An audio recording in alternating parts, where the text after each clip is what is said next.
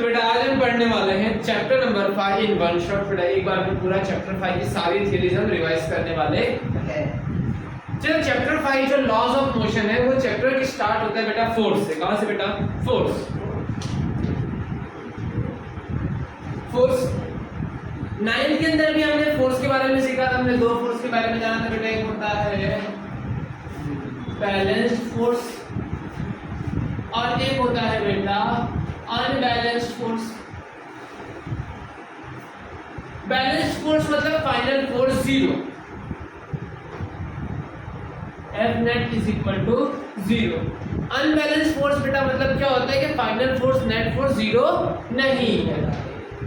F net is does not equal to 0। अगर force 0 है तब आपको एक फॉर्मूला पता होता है F is equal to ma। अगर फोर्स 0 है तो एक्सेलरेशन भी 0 होगा।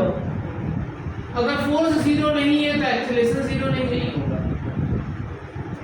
एक्सेलरेशन 0 है मतलब वेलोसिटी चेंज होने वाली नहीं है। मास भी 0।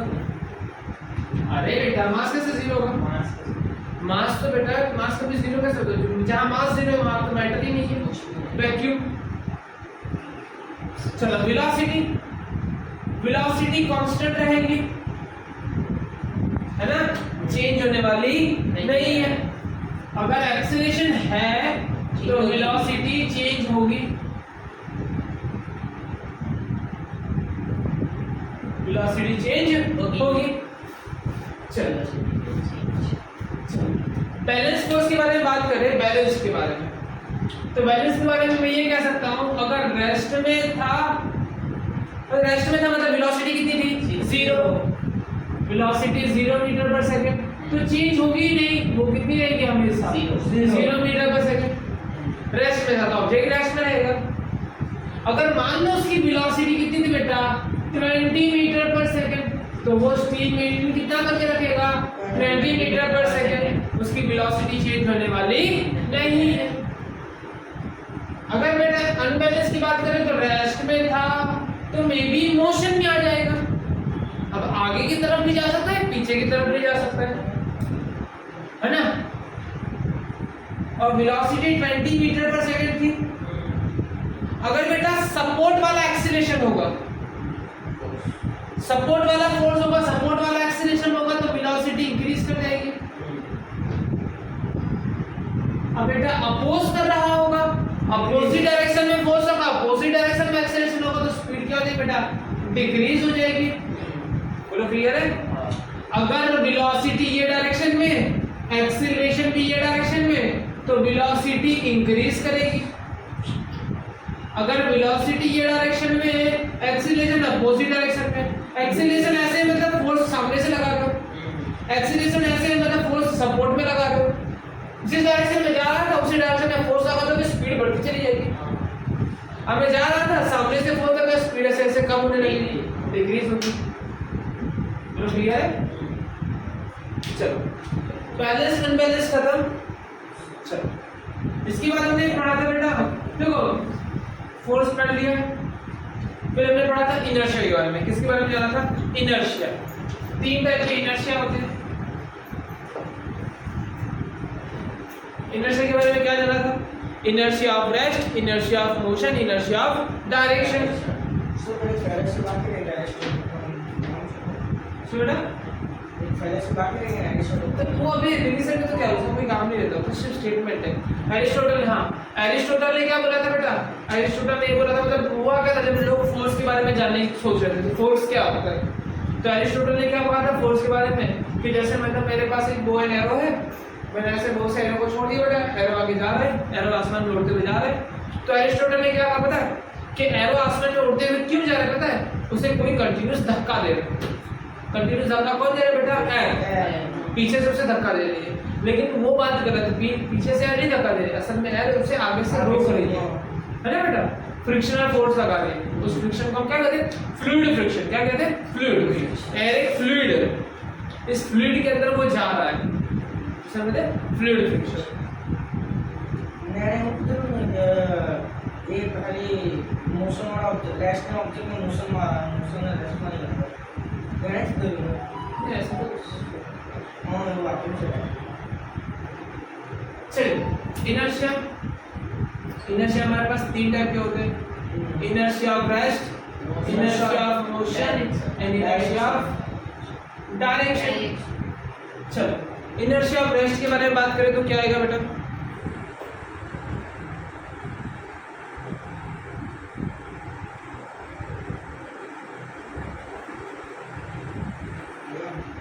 inertia of rest के बारे में बात करेंगे तो क्या आएगा? रेस्ट में ऑब्जेक्ट रेस्ट में था तो रेस्ट में रहने की कोशिश करेगा, वेलोसिटी जीरो। रेस्ट में था तो रेस्ट में रहने की कोशिश करेगा। जैसे तुम्हें पता है क्या करना बेटा, मान लो ये ट्रेन है या कुछ भी बेटा है ना, ऐसे आपने इसके साथ एक पेंडुलम लटका रखा बेटा, ऐसे पेंडुलम ऐसे ये पेंडुलम लटका रखा है, ये बस है। बस जैसे ही आगे चलने की कोशिश करेगी पेंडुलम पीछे की तरफ आएगा। अगर कोई बैठा होगा सामने, मैंने ऐसे पेंडुलम लटका रखा है, मैं ऐसे बैठूंगा तो मुझे पेंडुलम पीछे की तरफ आता हुआ दिखाई देगा, मुझे लगेगा कि पेंडुलम को एक फोर्स लगा। रियलिटी में क्या गया, पूरा सिस्टम आगे गया, पूरे सिस्टम के साथ जितनी चीजें अटैच है सब आगे गई।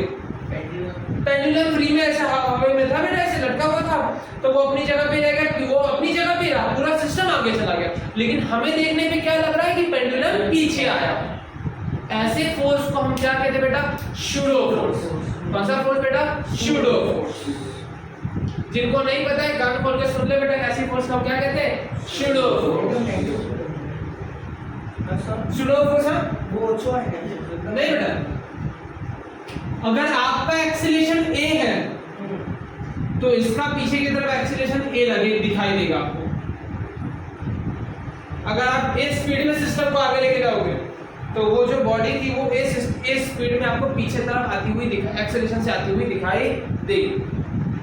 क्लियर है?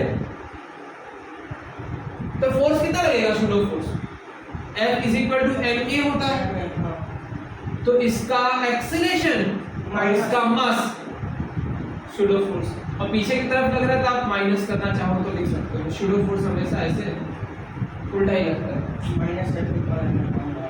ठीक है, या -F लिख दो, जो लिखना चाहो खुद लिख दो। डायरेक्शन तो हम खुद से ही कंसीडर करते हैं। क्लियर है? चलो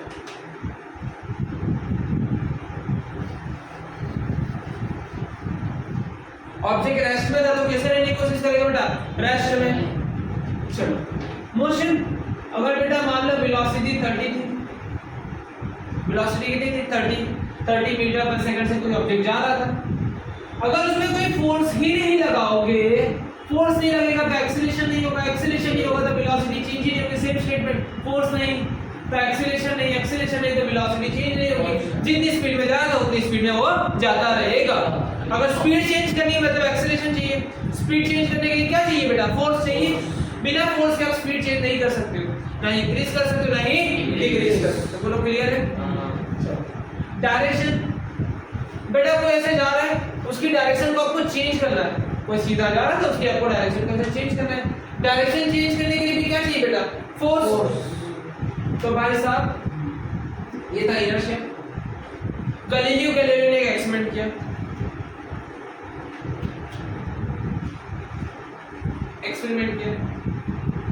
एक्सपेरिमेंट क्या किया, तो उसने ऐसे स्लोप वाला बेटा चीजें ली, यहाँ से उसने यहाँ से एक बॉल को ऐसे छोड़ा, बॉल ऐसे यहाँ पे सामने तक गया ऐसे, कुछ डिस्टेंस जाने के बाद रुक गया बेटा। उसने क्या किया, तो ये सोचा इसको थोड़ा फ्रिक्शन लेस बनाने के लिए एकदम स्मूथ कर करके पाउडर कोटिंग वगैरह अच्छे से कर करके बेटा एकदम स्मूथ बनाने की कोशिश की, तो पहले ही कपड़े में बहुत ज्यादा चूक कर गया। इसने एक चीज देखी बेटा, फिर इसने क्या कर दिया बेटा, इसको हटा दिया, इसने यहाँ पे सामने सेम स्लोप लगा दिया। तो बेटा हुआ क्या, जितनी हाइट से आया था उससे थोड़ी सी कम हाइट तक गया। उसने इसको और अच्छे से किया तो अप्रोक्सीमेटली नियरली जितनी हाइट से आया था उतनी नियरली उतनी हाइट पे चला जाएगा। उसने कंडीशन लगाई, कंडीशन ये लगाई कि अगर फ्रिक्शन 0 मानूं, अगर फ्रिक्शन में 0 मानूं तो जितनी हाइट से आ रहा है उतनी हाइट पे वहां पे पहुंचेगा। बोलो क्लियर है? फिर उसने स्लोप थोड़ा कम कर दिया, फिर भी कम करके बॉल यहाँ से भागता हुआ कहां तक गया पता है, सेम हाइट तक यहाँ तक गया बेटा। और इसने स्लोप को थोड़ा कम कर दिया बेटा, फिर भी सेम हाइट।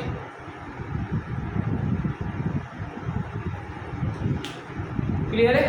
सेम हाइट और थोड़ा स्लोप को कम कर दिया बेटा, सेम हाइट बेटा। लेकिन देख सकते हो पहले कितना ट्रैवल कर रहा था, फिर इतना ट्रैवल किया, फिर और ज्यादा, फिर कितना डिस्टेंस ट्रैवल कर रहा है। अगर मान लो बेटा देखो आधे से आधे को तो पता ही नहीं था गलीलियो का एक्सपेरिमेंट क्या कहने की कोशिश कर रहा है। देखो नहीं बेटा सेम हाइट,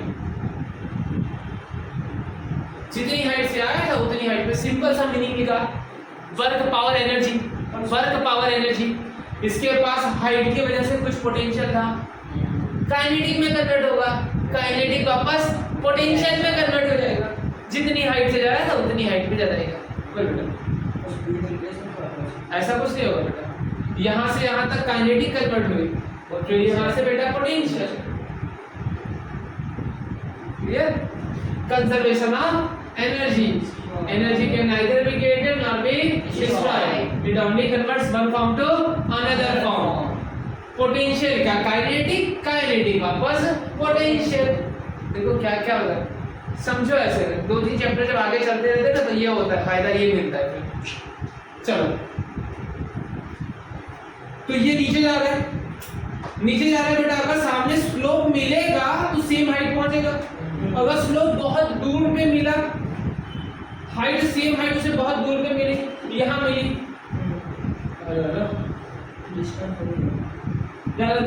अगर बेटा मान लो इसे हाइट मिली ही नहीं तो चलता ही रहेगा, चलता ही रहेगा, चलता है। कंडीशन क्या, पोजीशन जीरो, कोई रेजिस्टिव फोर्स उसे लगनी चाहिए नहीं। क्लियर है? इन शॉर्ट कहने की कोशिश क्या है, अगर ऑब्जेक्ट रेस्ट में है तो रेस्ट में रहेगा, अगर ऑब्जेक्ट जितनी स्पीड में जा रहा है उतनी स्पीड में जाता रहेगा। तब तक बेटा जब तक उसमें कोई फोर्स ना लगे। क्लियर है? तो क्या किया बेटा पता है, न्यूटन भाई साहब ने गैलीलियो का एक्सपेरिमेंट और इनर्शिया को मिला के न्यूटन का फर्स्ट लॉ दे दिया। न्यूटन का first law is a combination of inertia and Galileo's experiment. इसे क्या बोला, हम तो राही प्यार के, हमने इनर्शिया और डायरेक्शन को दोनों को मिला दिया। इन्होंने बोला बेटा ऑब्जेक्ट रेस्ट में है तो रेस्ट में रहेगा, ऑब्जेक्ट जिस स्पीड से जा रहा था वही यूनिफॉर्म स्पीड से जाता रहेगा और सेम डायरेक्शन में, अनटिल एंड अनलेस जब तक उसमें कोई external force, unbalanced external force ना लगे। अनबैलेंस्ड वर्ड यूज करना, फोर्स लगे लेकिन कैसी, अगर बैलेंस्ड हो गई तो चेंज ही नहीं होगा, अगर अनबैलेंस्ड होगा तभी तो चेंज होगा ना। Newton second law, Newton second law क्या कह रहा है बेटा, फोर्स की वैल्यू, अगर किसी ने आपसे पूछ लिया बेटा फोर्स को डिफाइन करो, कैसा force, define the force, Newton का फर्स्ट लॉ लिख दो, न्यूटन का फर्स्ट लॉ लिख दो, काम करता। फर्स्ट लॉ क्या करे बेटा, फोर्स को डिफाइन करा, what is force, Newton first law. Push and pull बेटा, हाँ ठीक है वो 9th का ठीक है, 9th लेवल ठीक है बेटा, अब नहीं ऐसा लगता है, अब आप 11th में। न्यूटन फर्स्ट लॉ, फोर्स की डेफिनेशन, फोर्स का मैग्नीट्यूड कैसे पता चलता है, न्यूटन सेकंड लॉ से। न्यूटन का सेकंड लॉ क्या कहता है, force is equal to rate of change of momentum, force is equal to rate of change of momentum. तो आपको ये मोमेंटम क्या होता है, अनोबा जी क्वेश्चन को बता देना। हां कि फर्स्ट लॉ सेकंड लॉ के लिए एक्सप्लेन करें, सेकंड थर्ड ने के जगह है, थर्ड सेकंड ने के जगह है।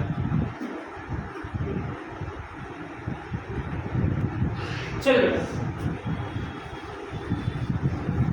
न्यूटन का सेकंड लॉ समझने से पहले हमें क्या समझना होगा बेटा, मोमेंटम के बारे में। चलो मोमेंटम क्या होती है, मोमेंटम को हम कहते हैं p is equal to m, mass times velocity, mass into velocity का मल्टीप्लिकेशन हम क्या कहते हैं बेटा, मोमेंटम। चलो बेटा न्यूटन सेकंड लॉ का डेरिवेशन, चलो फर्स्ट लॉ का डेरिवेशन है, फर्स्ट लॉ क्या एक्सप्लेन कर रहा था बेटा, फर्स्ट लॉ फोर्स को एक्सप्लेन कर रहा था, व्हाट इज फोर्स। चलो सेकंड लॉ बेटा, सेकंड लॉ को हमें क्या था बेटा, F is equal to delta P by delta T, force को डिफाइन किया गया rate of change of momentum, force is equal to change in momentum upon time. Change in momentum upon time. चलो आइए हम एक स्टोरी लेते हैं। हमारे पास एक बॉडी थी जिसका मास m था, जिसकी स्पीड v0 थी। बिना फोर्स के इसकी स्पीड बढ़ा के दिखाओ, इम्पॉसिबल। बिना फोर्स लगा इसकी स्पीड बढ़ा के दिखाओ, विच इज इम्पॉसिबल। हाँ, कोई ऐसे कहते बिना टच किए तो आप मैग्नेट यूज कर सकते हो, फील्ड यूज कर सकते हो, कोई भी इलेक्ट्रिक फील्ड, ग्रेविटेशनल फील्ड, कुछ भी यूज कर सकते हो, बट फोर्स तो रहेगी ना। बट बिना फोर्स के बोलो कि इसकी स्पीड चेंज करके, विच इज इम्पॉसिबल। मतलब आपने एक्सटर्नल फोर्स लगाई, फोर्स लगाई तो डेफिनेटली देखो, फोर्स सेम डायरेक्शन में होगी तो डेफिनेटली स्पीड इंक्रीज करेगी, अपोजिट डायरेक्शन में हो तो स्पीड डिक्रीज करेगी। ये वेलोसिटी v थी, कितनी हो गई बेटा, मान v0 थी, कितनी हो गई बेटा, सपोज करो v। इन टाइम t, आपने कितने टाइम में, t टाइम तक लगाया आपने फोर्स। जैसे लगा के छोड़ दोगे, आपने धक्का दिया, स्पीड बढ़ा दिया, फिर छोड़ दिया, फिर उतनी स्पीड से जाता रहेगा। कंडीशन क्या, फ्रिक्शन वगैरह नहीं सोचना है। अब अभी सोच, दिमाग से निकाल दो कि इस दुनिया में फ्रिक्शन है, फ्रिक्शन वगैरह दिमाग में नहीं, किसी चीज को धक्का दे रहा, स्पीड बढ़ गई, फिर उतनी स्पीड से जाता रहेगा। इनिशियल मोमेंटम कितना था, mv0, फाइनल मोमेंटम कितना था, mv। चलो, force is equal to final momentum minus initial momentum upon time. बनाएगा फाइनल मोमेंटम कितना है, mv, initial momentum mv0 upon v, m common v minus v0 upon t। v minus v0 क्या होता बेटा, is equal to a, f is equal to ma। अच्छा बेटा, Newton first law क्या था, न्यूटन फर्स्ट लॉ था कि बिना फोर्स लगाए स्पीड चेंज होने वाली नहीं है। बिना फोर्स लगाए स्पीड चेंज होगी, अगर रेस्ट में था तो रेस्ट में, अगर बेटा मोशन में हो तो उसी स्पीड में जाता रहेगा। बट इस स्टेटमेंट में देखो, फोर्स लगी, एक्सीलरेशन आया, फोर्स लगी, एक्सीलरेशन आया, एक्सीलरेशन आने की वजह से क्या हुआ, वेलोसिटी चेंज हो गई। मतलब फोर्स है तो एक्सीलरेशन है, अगर एक्सीलरेशन है तो चेंज इन वेलोसिटी है। स्टेटमेंट याद करो बेटा, लॉस ऑफ मोशन के स्टार्टिंग के स्टेटमेंट, जिस डायरेक्शन में फोर्स उसी डायरेक्शन में एक्सीलरेशन और उसी डायरेक्शन में चेंज इन वेलोसिटी होता है। बोलो क्लियर? न्यूटन सेकंड लॉ का derivation, F is equal to ma।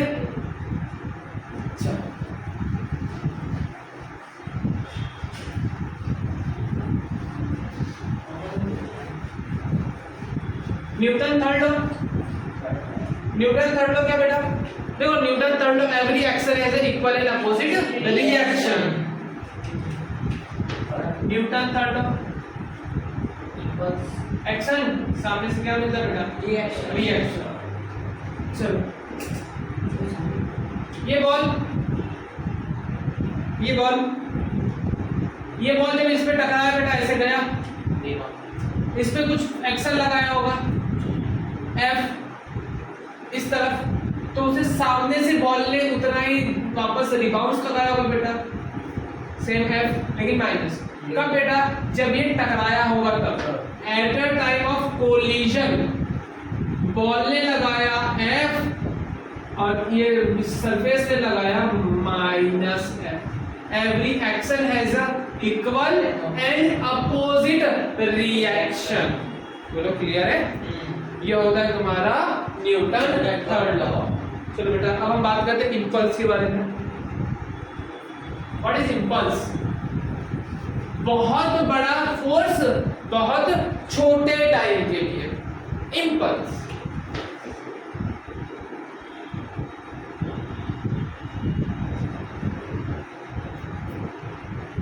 बहुत बड़ा फोर्स बहुत छोटे टाइम के लिए, in extremely small interval of time, let's suppose delta T time या dt टाइम। फोर्स की वैल्यू बहुत बड़ी है, ये फोर्स है। फोर्स कम था, एकदम ना के बराबर था, 0, 10, 20 और सीधा आपने 1000, 2000 तक बढ़ा दिया, फिर कम हो गया। एक अप्लाई किया, फोर्स सडनली अप्लाई किया, फिर हटा दिया, जोरदार, है ना? तो बहुत स्ट्रॉन्ग इंपल्स। जैसे बेटा क्या था कि जैसे बेटा मान लो मेरे पास यहाँ पे कोई ऐसे कोई सॉफ्ट चीज मतलब ना वुड कोई पड़ा है बेटा ऐसे, यहाँ पे कोई लकड़ा बेटा ऐसे, अब मैंने एक तलवार ली बेटा, अब क्या किया बेटा, इसको ऐसे रेस्ट में ही था, इसकी इनर्शिया क्या कहती थी भाई, मैं रेस्ट में रहेगा तो रेस्ट में रहने की कोशिश करूंगा, ठीक है। मैंने बहुत जोर का इंपल्स दिया, ऐसे तलवार ली बेटा, जोर से मार दिया, जोर से मार दिया तो क्या होगा बेटा पता है, जिस जगह पे तलवार लगी होगी उस जगह पे बहुत स्ट्रॉन्ग का एक्शन लगा, बहुत स्ट्रॉन्ग का एक्शन लगा, और इतनी जोर की तलवार लगी कि उसके मॉलिक्यूल्स के बीच का जो बॉन्डिंग थी वो टूट गई, मॉलिक्यूल्स के बीच की बॉन्डिंग टूट गई, और वो मोशन में आने से पहले कट गया, तलवार निकल गया। इतना स्ट्रॉन्ग का इंपल्स लगा, कुछ समझ में आए, ये मोशन में आए, पूरा सिस्टम मोशन में आए। मोशन में क्यों आएगा, देखो इस पेन को मैंने धक्का दिया, तो धक्का दिया, लेकिन इसके इंटर मतलब मॉलिक्यूल्स के बीच के जो अट्रैक्शन है बेटा, मॉलिक्यूल जो जुड़े हुए इंटरमॉलिक्यूलर फोर्स ऑफ अट्रैक्शन से, वो टूटे नहीं, मतलब साथ में धक्का लगा आगे गया, लेकिन जोर का इंपल्स दे दिया, इतना जोर का किसी को समझ में आया, इसके पहले molecular intermolecular force of attraction बेटा बीच में से टूट गया, मॉलिक्यूल्स अलग हो गए, टूट गए, क्लियर है। क्या होगा बेटा हमारा इंपल्स, इंपल्स में ये नहीं लिखना है मॉलिक्यूलर फोर्स ऑफ अट्रैक्शन टूट जाता है, तो तुम्हें एक स्टोरी मैंने बताई, इंपल्स मतलब बहुत बड़ा फोर्स बहुत छोटे टाइम के लिए, जैसे बेटा वो हमारे पास कुंफू कराटे वाले जो होते हैं, ईंट लेके ऐसे काटते हैं, धड़ाम दीवार नीचे टूट जाएगा, इंपल्स, बिकॉज़ ऑफ इंपल्स। अब आपने जैसे ये लिया बेटा ऐसे, जैसे देखना, अगर आपने ऐसे लिया है कुछ ऐसी चीज, मैंने मान लो उछाली मैंने ऐसे, मतलब ईंट ऐसे ऊपर फेंकी मैंने, और ऐसे में मारूंगा, धीमे से मारूंगा तो ईंट जाके साथ पूरी की पूरी ईंट वहां पे गिरेगी। Incoming voice call from +9180. बेटा मान लो अगर मैंने ईंट को ऐसे जोर से उछाला है और एक जोर से ऐसे मार दूंगा इंपल्स, तो वो टूट जाएगी, इंपल्स।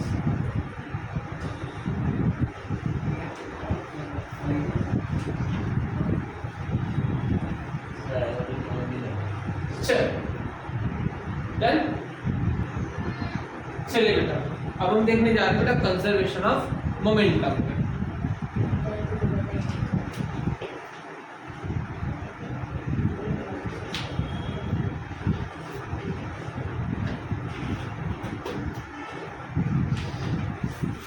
कंजर्वेशन ऑफ मोमेंटम,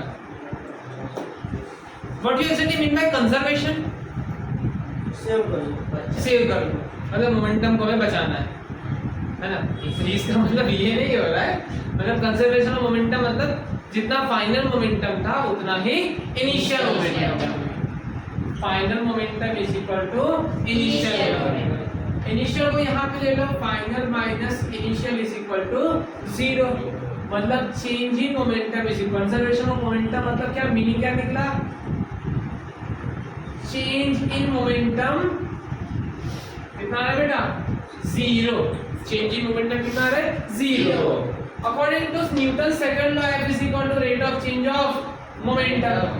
अगर मोमेंटम में चेंजेस ही नहीं आएगा तो बेटा कैसी फोर्स, अपने फोर्स लगा ही नहीं है ना, आपने फोर्स लगाई ही नहीं है, मतलब फोर्स 0।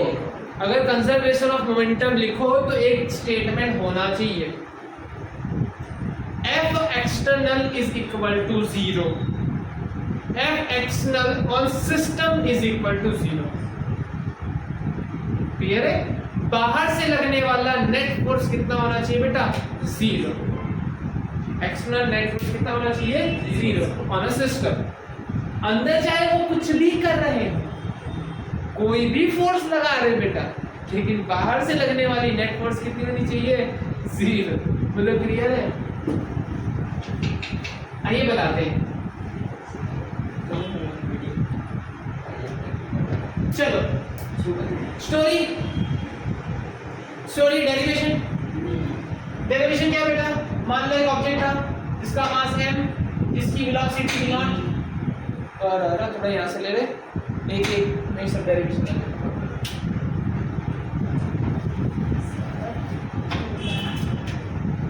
मास m, वेलोसिटी v0 जा रहा था। अगर बेटा फोर्स इज इक्वल टू 0, इस सिस्टम में फोर्स लग रही नहीं है, ये मास m1 था, इसकी वेलोसिटी v0 थी। ऐसे ही दूसरा मास था m2, जिसकी वेलोसिटी थी v0, वो भी जा रही थी बेटा आगे।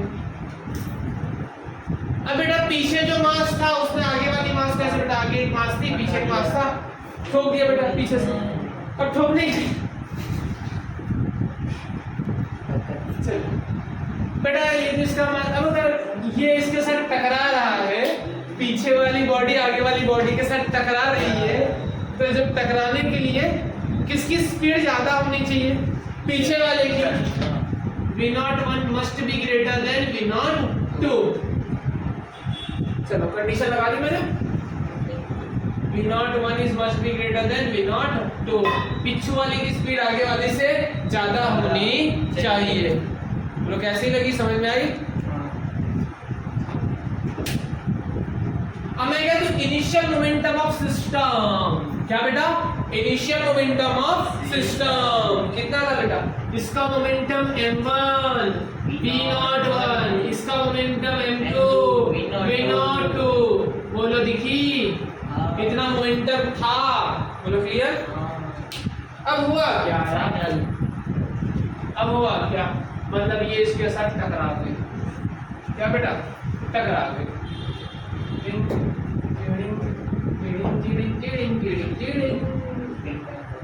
कुछ हुआ टकराते, क्या हुआ, every action is equal and opposite reaction. इसने यहाँ से उसने वहां से, ये m1 और ये m2। चलो यहाँ से लगा F12, यहाँ से लगा F21,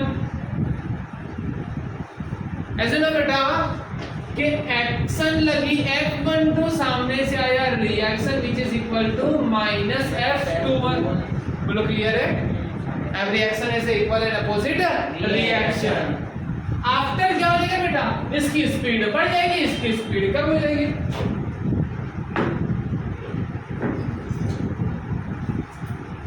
अबे मास नहीं बढ़ेगा बे, क्या बढ़ेगा, स्पीड बढ़ गई, इसकी वेलोसिटी v1 हो गई और इसकी स्पीड बेटा v2 हो गई। इस वाले केस में v1 is less than v2, आगे वाले की स्पीड ज्यादा होगी, पीछे वाले की कंपेयर में। बोलो कैसी लगी, मस्त। फाइनल मोमेंटम के बारे में बात करो तो फाइनल मोमेंटम कितना होगा बे, कितना होगा final momentum, m1 v1 plus m2 v2, m1 v1 plus m2 v2, इतना मोमेंटम फाइनल हुआ है ना। आपको क्या करना है, बाहर से फोर्स लगी, बाहर से फोर्स लगी नहीं, F external is equal to 0, delta P by delta D is equal to 0, rate of change of momentum is equal to 0, change in momentum is equal to 0।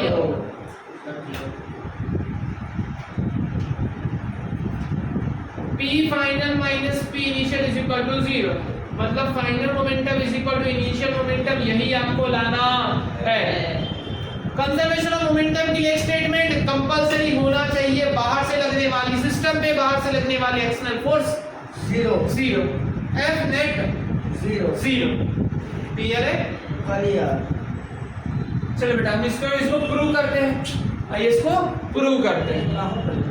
चलो पहली situation, second situation, third situation. हम second situation को use करके, action reaction को use करके हम conservation of momentum prove करेंगे। चलो मैं निकालता हूं F12, क्या निकाला बेटा मुझे, F12 force on 2 due to 1, 2 पे फोर्स लगी किसकी बेटा, 1 की वजह से, 1 ने फोर्स लगाई ना, 1 ने फोर्स लगाई, कितनी फोर्स लगाई, कितनी फोर्स लगाई बेटा, 1 ने फोर्स लगाई। चलो तो 1 ने तो फोर्स लगाई, किस पे लगाई, 2 पे, किसी पे कितनी फोर्स लगाई है निकालना चाहते हो तो कैसे निकालोगे, उसके मोमेंटम में चेंजेस आए upon time, rate of change of momentum. Momentum कितना था बेटा, m2 v02, कितना हो गया, m2 v2, delta p2 bye delta t, F21 निकालना चाहते हो, delta p1 bye delta t, p2 मतलब चेंज मोमेंटम चेंज इन 2, इतना हो गया, इतना था, M2V2 हो गया, M2V0 2 था, बोलो क्लियर है? पहले यार इसमें क्या आएगा बेटा, M1 V1 हो गया, M1 V0 1 था upon delta T. According to Newton second law के हिसाब से देखा जाए तो F12 is equal to minus sin F21. Put this value here. M2 V2 minus M2 V0 2 divided by T is equal to minus time M1 V1 minus M1 V0 1 whole divided by delta T स्वाहा। बेटा क्या होगा बेटा, minus अंदर जाएगा, यहाँ पे हो जाएगा M2 V2 minus M2 V0 2 minus अंदर गया M1 V1 minus minus plus M1 V0 1। जो माइनस वाली चीज है वो यहाँ पे, ये माइनस वाली चीज है वहाँ पे, यहाँ पे ये माइनस वाला यहाँ पे आ जाएगा, प्लस हो जाएगा M1 V1 1 और यहाँ पे M2 V2 तो था ही, ये यहाँ पे चला जाएगा M1 V0 1 था और ये यहाँ पे चला जाएगा M2 V0 2। ये तुम्हारा final momentum is equal to initial momentum, ये तुम्हारा फाइनल, ये तुम्हारा इनिशियल। कंजर्वेशन ऑफ मोमेंटम खत्म। देखो यहाँ पे बेटा न्यूटन के सारे लॉ लग गए। न्यूटन का लॉ क्या था बेटा, कि बाहर से फोर्स नहीं लगेगा तो जितनी स्पीड में जाता उतनी स्पीड में जाता रहेगा, उसका चेंज होने वाला नहीं बेटा। इस सिस्टम का जो भी बेटा था उस सिस्टम में कोई चेंजेस आने वाला नहीं है। चलो बाहर से क्या लगी बेटा, फोर्स लगी नहीं, फोर्स लगाओगे नहीं तो मोमेंटम चेंज होगा नहीं, final momentum is equal to initial momentum. Newton का थर्ड लॉ क्या था, every action is equal and opposite reaction. Action और रिएक्शन से न्यूटन के थर्ड लॉ लगा के मैंने न्यूटन का सेकंड लॉ प्रूव कर दिया। बोलो क्लियर है, समझ में आ गया?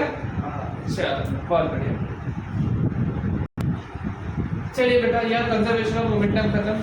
अब बेटा एक से ज्यादा फोर्स होंगे अगर किसी सिस्टम पे तो हम क्या करेंगे, ध्यान से देखना। अगर किसी बॉडी पे बेटा कोई पॉइंट पे एक से ज्यादा फोर्स लगेंगे तो क्या करेंगे।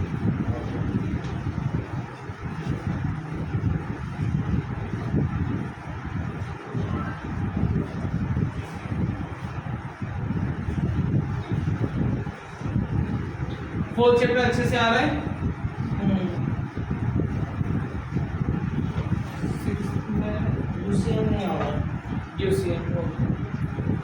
चलो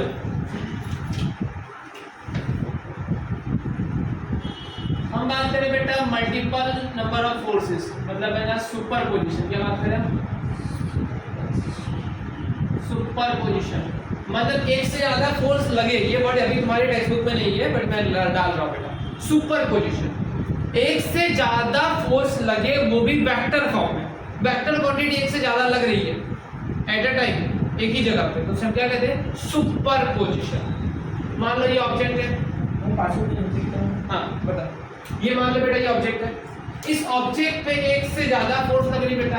मान लो यहाँ पे F1 लगा, यहाँ पे F2 लगा, यहाँ पे F3 लगा, यहाँ पे F4 लगा, तो इस बॉडी पे नेट फोर्स कितनी होगी, net force is equal to vector addition, vector addition of each and every force. जितनी फोर्स बेटा उसका सबका कैसा एडिशन, वेक्टर एडिशन। क्लियर है तुम्हारी एफ। इसको हम कहते हैं सुपर पोजिशन।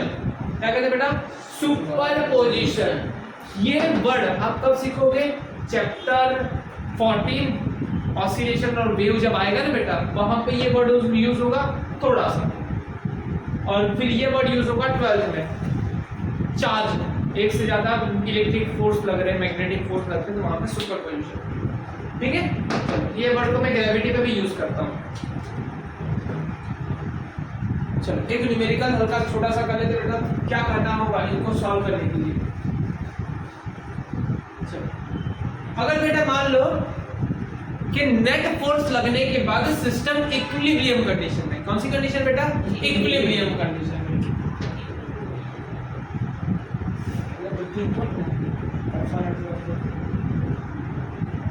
इक्विलिब्रियम कंडीशन में। मान लो ये ऐसे पार्टिकल है, इक्विलिब्रियम कंडीशन में है, तो इसे पूछो इक्विलिब्रियम में तो भाई साहब तेरे पे फोर्स कितनी लग रही है? इसने बोला मेरे पे एक फोर्स ऐसे लग रही है, एक फोर्स ऐसे लग रही है, एक ऐसे लग रही है। क्लियर है? एक मेरी फोर्स ऐसे लग रही है, सिर्फ 3 फोर्स बताए।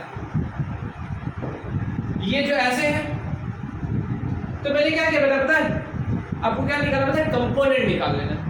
अगर सिस्टम में बेटा ये बेटा कैसा है? इक्विलिब्रियम कंडीशन में। क्या x में आगे जा रहा है? नहीं। क्या y में ऊपर जा रहा है? नहीं।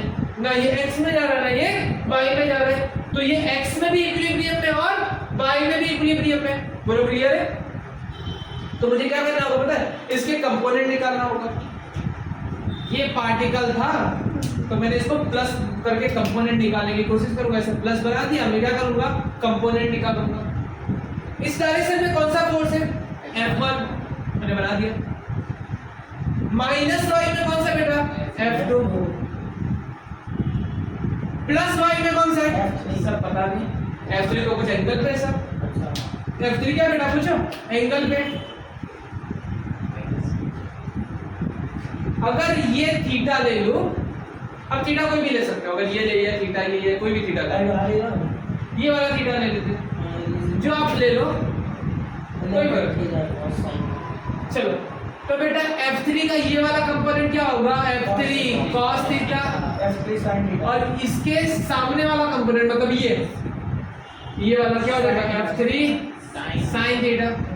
कौन किसको बैलेंस कर रहा है? F3 cos थीटा बैलेंस कर F2 को, F3 sin थीटा F1, और F3 sin थीटा किसको बैलेंस कर रहा है? अगर तुमसे पूछ ले थीटा बताओ, क्या बताओ?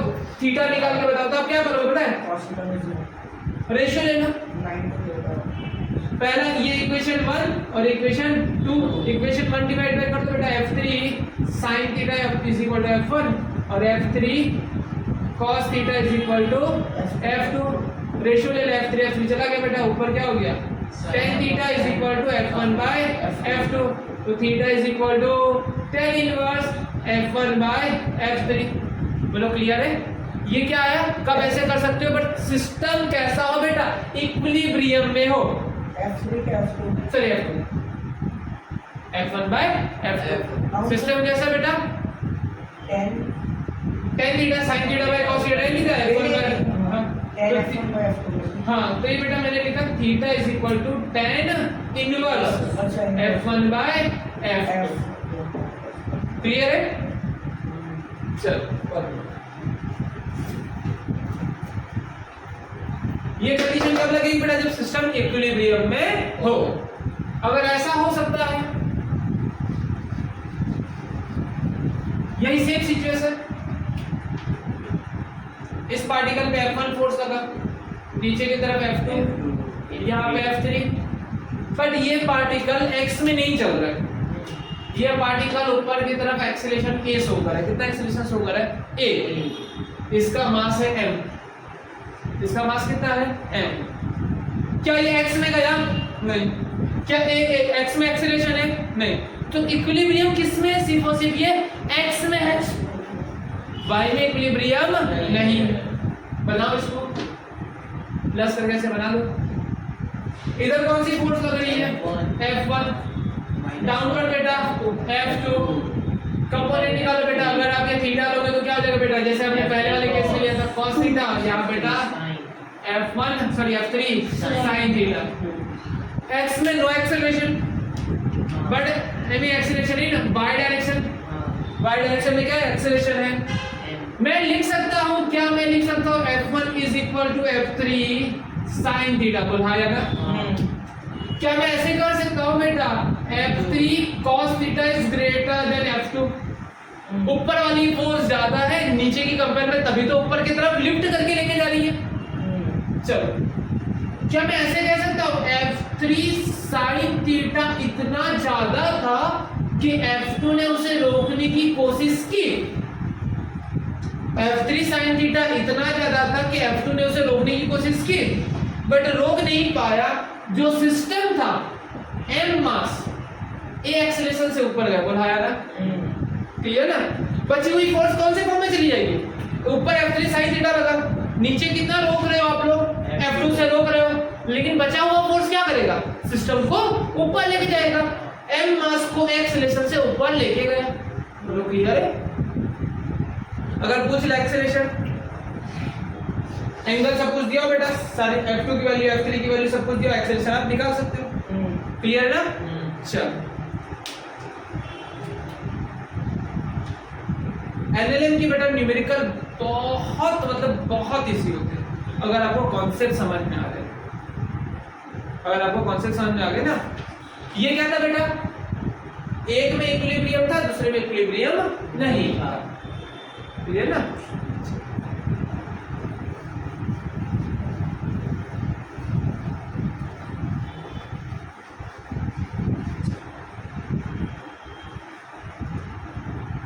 अब बेटा आप आते हैं फोर्स पे बेटा, टेंशन फोर्स। कौन सी बेटा? Tension force. टेंशन फोर्स क्या होता है बेटा? जैसे मान लो बेटा मैंने इधर ये सपोर्ट है बेटा, वहां से मैंने एक डोरी स्ट्रिंग को लटका रखा बेटा, इससे मैंने क्या कर दिया? एक मास को लटका दिया। मास कितना बेटा इसका? m। ठीक है, m मास क्या कर रहा होगा? ये स्ट्रिंग किसकी बनी होगी? एटम्स की। ये स्ट्रिंग किसकी बनी होगी बेटा? एटम्स की। एटम्स पास में बेटा कुछ डिस्टेंस होगा, इंटरमॉलिक्यूलर डिस्टेंस बीच में होगा बेटा, इंटर एटॉमिक डिस्टेंस होगा, इंटरमॉलिक्यूलर डिस्टेंस होगा बीच में, वो कुछ इंटरमॉलिक्यूलर फोर्स ऑफ अट्रैक्शन से जुड़े हुए होंगे। बट ये क्या करा है आपने? m मास लटकाया बेटा, तो सब लोगों ने एक दूसरे का, जैसे ये समझो कि जो डोरी है वो सब लोगों ने हाथ में ऐसे पकड़, एक दूसरे को पकड़ के खींच के पकड़ रखे बेटा। एक साइड से आप किसी चीज को खींच रहे हो, ऐसे इस चीज को आप एक तरफ से खींच रहे हो तो बीच का डिस्टेंस बढ़ने लगा, इंटर एटॉमिक डिस्टेंस बढ़ा, तो ये क्या करेगा पता है? पास में लाने की कोशिश करेगा, रिस्टोर करने की कोशिश करेगा, इंटर एटॉमिक डिस्टेंस को कम करने की कोशिश करेगा, तो एक रिस्टोरिंग फोर्स लगाएगा। रिस्टोरिंग फोर्स किस फॉर्म में होती है बेटा? टेंशन के फॉर्म में। हमने उसे एक नाम दे दिया, क्या नाम दे दिया? टेंशन। बोलो क्लियर है? पक्का? टेंशन फोर्स कैसी लगी? देखो डायरेक्शन देखो, ये भी इसे छोटा करना चाहता है, ऊपर से इसे भी छोटा करना चाहता है। टेंशन क्या करते भाई? आपने स्ट्रिंग में और लटका के आपने दोनों तरफ से, यहाँ से और यहाँ से दोनों तरफ से खींचो, मैं तो छोटा करेगा, और छोटा करने के लिए क्या करेगा? टेंशन अंदर की तरफ लगाता है। हमेशा टेंशन क्या करेगा? स्ट्रिंग को छोटा करने की कोशिश करेगा। बोलो क्लियर है? ये होता टेंशन। यहाँ पे देखो टेंशन की, अगर इस पॉइंट पे देखा जाए तो नीचे की तरफ mg लग रहा है, ऊपर की तरफ क्या लग रहा है? टेंशन। तो मैं क्या लिख सकता हूँ? Tension is equal to mg। Clear? इस स्ट्रिंग में कितना टेंशन है? Tension is equal to mg, जितना उसका वेट है। हाँ, जितना उसका मास है, जितना उसका वेट है, जितना ज्यादा मास उतना ज्यादा टेंशन। क्लियर?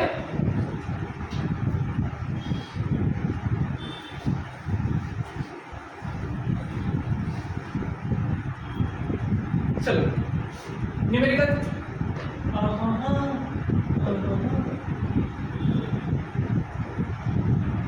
ये बेटा 5 kg, ये 10 kg, आपने इधर फोर्स लगा दिया ऐसे 150 न्यूटन। ये स्ट्रिंग है, ये क्या है? स्ट्रिंग है। चलो आपने पहले वाले केस में क्या लगाया है? पहले वाले केस में आपने इस तरफ फोर्स लगाया है। एक्सीलरेशन पूछा, एक्सीलरेशन निकालो। अगर मैं ये डोरी को खींचूंगा तो ये स्ट्रिंग को खींचूंगा तो 10 kg आगे आएगा। 10 kg के साथ स्ट्रिंग दूसरी लगी है बेटा, उसके साथ कौन सा आगे आएगा? 5 kg आएगा, मतलब पूरा सिस्टम आगे जाएगा। 150 फोर्स की वजह से पूरा सिस्टम आगे जाएगा। आपने लगाया बेटा फोर्स, कितने लगाया? 150, और m1 मास m2 मास आगे आएगा एक ही एक्सीलरेशन से। एक्सीलरेशन कितना है? a। चलो फोर्स कितना लगाया? 150, m1 mass 5 kg, f2 mass 10 kg, acceleration a 15 divide करके बेटा एक्सीलरेशन कितना आया? 10 मीटर पर सेकेंड। बोलो क्लियर है? एक्सीलरेशन मिल गया। अब पूछा इसमें टेंशन कितना आया, चलो इसमें टेंशन कितना है इसे पूछते हैं। इसमें 5 चलो बेटा टेंशन की डायरेक्शन कैसे होगी, खुद को छोटा करना है, खुद को छोटा करना है, खुद को छोटा करना है। अब इसको सोचो कि इसे कितना खींचना है, किसको खींचना है, इसके पीछे कितना मास है, सिर्फ और सिर्फ 5 kg, वो 5 kg को सिर्फ खींच के लेके जा रहा है, हाँ है ना। इसके पहले अच्छा ये 5 kg नहीं होता तो टेंशन कितना होता, पीछे कोई है ही नहीं, टेंशन 0 फ्री होती, लेकिन इसके पीछे 5 kg है, तो टेंशन को मैंने डालते हैं T1। टेंशन कितना होगा, देखो टेंशन कर क्या रही है, m1 मास को आगे की तरफ एक्सीलरेट कर रही है, कितना मास है बेटा 5 kg। Tension is equal to क्या होगा बेटा, इस डायरेक्शन में कितनी फोर्स लग रही है, सिर्फ एक ही T1। इस पॉइंट पे देखो तो इस डायरेक्शन में कितनी फोर्स लग रही है, सिर्फ और सिर्फ T1। क्या कर रही है, 5 kg को 10 से एक्सीलरेट कर रही है, या ऐसे कह सकता हूं m1 मास को a से एक्सीलरेट कर रही है 10 5 kg और एक्सीलरेशन 10, आंसर आया 50। स्प्रिंग के अंदर टेंशन कितना आएगा 50 न्यूटन। फॉर्मूला मास इक्वल ऐसा नहीं है बेटा, सारी सिचुएशन में टेंशन मतलब उस डायरेक्शन में फोर्स कितना लग रहा है, बस ऐसे टेंशन का कोई वो नहीं है प्रॉपर फॉर्मूला से। टेंशन मतलब जो स्ट्रिंग है ना खींचने के लिए लंबी होते जा रही बेटा, तो लंबी होती जा रही है, अपने आप को रिस्टोर करने के लिए कितना फोर्स लगा रही है, जितना आप खींचोगे उतना वो रिस्टोर करेगी। टेंशन मतलब क्या, जितना आप उसे खींचोगे उतना वो रिस्टोर करेगी। पूरे फिजिक्स के अंदर स्ट्रिंग होगी, उसके लिए 2 कंडीशन है, स्ट्रिंग कैसी होनी चाहिए, मासलेस और स्ट्रेचलेस, ना वो लंबी हो सके ऐसी, ना उसका मास हो, एकदम लाइट वेट होनी चाहिए। एग्जाम्पल तो इसी को हम अलग सीन में रिप्रेजेंट करें बेटा,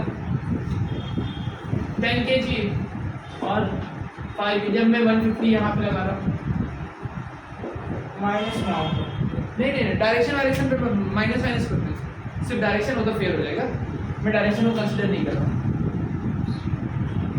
5 kg और 10 kg, ये स्ट्रिंग क्या करेगी भाई साहब, अगर 150 10 5 kg पे लगाओगे, 5 kg के साथ स्ट्रिंग है, स्ट्रिंग के साथ 10 kg है, मतलब ये रिंग की स्ट्रिंग खिंचाएगी तो क्या करेगी, खुद को छोटा करने की कोशिश करेगी, तो पूरा सिस्टम बेटा ए एक्सेलरेशन से आगे जाएगा। एक्सेलरेशन इज इक्वल टू क्या आएगा बेटा, देखो F is equal to m1 plus m2, दोनों ए एक्सेलरेशन से। m1 कितना था बेटा 10 kg, और ये बेटा ये तुम्हारा m1 सर माइनस के पास एक सेकंड, m1 ये था m2 ये था, नहीं बेटा डायरेक्शन में नहीं कंसीडर कर रहा हूँ, सिर्फ वैल्यू लेना है, डायरेक्शन से कोई काम नहीं। हाँ ऐसे कह सकते हो कि अगर ये पॉजिटिव 10 मीटर पर सेकंड में, वहाँ नेगेटिव 10 मीटर पर सेकंड में, बट ऑलरेडी मैंने डायरेक्शन बता दी ना ऊपर। अगर हम लिखना चाहो तो एक्सेलरेशन इज इक्वल टू, हम फोर्स को नेगेटिव ले लोगे तो डायरेक्शन भी नेगेटिव। एम नहीं 5 kg 10 kg ने फैक्टर से तो आप पहले था। हाँ वही बता रहा हूँ बेटा, दो ये m1 मास कितना है 5 kg, m2 मास कितना है बेटा 10 kg, एक्सेलरेशन निकालना है 150 लगाया आपने, एक्सेलरेशन में कोई फर्क नहीं आया, 150 डिवाइड बाय 50, एक्सेलरेशन कितना आया 10 मीटर पर सेकंड, सिर्फ डायरेक्शन बदल गई। अगर आप इधर लगाओगे तो ये पूरा सिस्टम 10 से एक्सेलरेशन से आगे जाएगा, अगर इधर लगाओगे तो इधर जाएगा। बट मेरा क्वेश्चन क्या है, टेंशन इस स्ट्रिंग के पीछे कितना मास था 5 kg को कितने से एक्सेलरेशन करवाना था बेटा, एक्सेलरेशन इज इक्वल टू 10, 5 को 10 से एक्सेलरेशन कराने के लिए, 5 को 10 से एक्सेलरेशन कराने के लिए स्ट्रिंग के अंदर कितना टेंशन आया 50, 100 वेरी गुड। इसमें कितना आएगा बेटा, टेंशन कितना आया, ये किसको खींच रहा है बेटा 10 kg को, जो टेंशन 2 आया वो किसे खींच रहा है बेटा 10 kg को, m2 मास को a से एक्सीलरेट करना है, 10 kg को 10 से एक्सीलरेट कराना है बेटा, आया 100 न्यूटन। अरे सिंपल सी बात है ना, किसमें टेंशन ज्यादा रहेगा, इसके पीछे कम मास है और इसके पीछे ज्यादा मास है, ज्यादा मास है दोनों के पीछे, अगर ज्यादा मास होगा तो ज्यादा दोनों खींचाएगी, और दोनों के पीछे कम मास होगा तो कम टेंशन लगेगा। क्लियर है सर, खत्म। चलो तो बेटा हमारे वाले न्यूमेरिकल खत्म, हम पुली पे बढ़ते हैं, पुली वाले न्यूमेरिकल। बेटा मान लो ये फिक्स सरफेस है ना, सपोर्ट है, यहां से पुलिया से लगा रखी है आपने। जो पुली लगा रखी है उसके लिए कंडीशन क्या है कि वो फ्रिक्शन लेस होनी चाहिए। कैसे होनी चाहिए? Friction less.